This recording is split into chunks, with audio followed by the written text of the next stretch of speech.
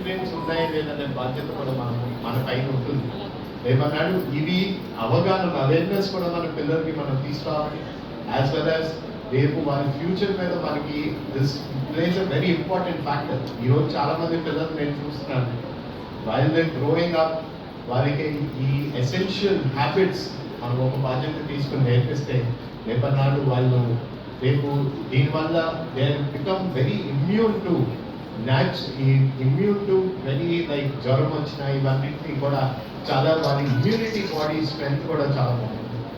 They be able to fight of this normal fever అయినా లేకపోతే మనం మాట్లాడిన కోల్డ్ కాఫ్ అయినా కూడా వాళ్ళ ఇమ్యూనిటీ పవర్ ఉంటుంది. ఇవన్నిటినీ కూడా ప్రతి విషయాన్ని కూడా అందరూ మాట్లాడడం జరిగింది.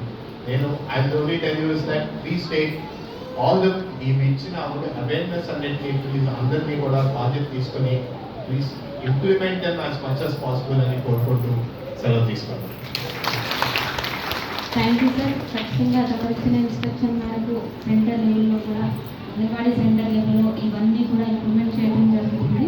మరింత ఉన్నతంగా చేయడానికి మేము అందరం కృషి చేస్తామని తెలియపరుచుకుంటూ తదుపరి ఇలాంటి కార్యక్రమ ముఖ్య అతిథులు శ్రీమతి ఉద్దేశించి మాట్లాడవలసిందిగా కోరుతున్నాను.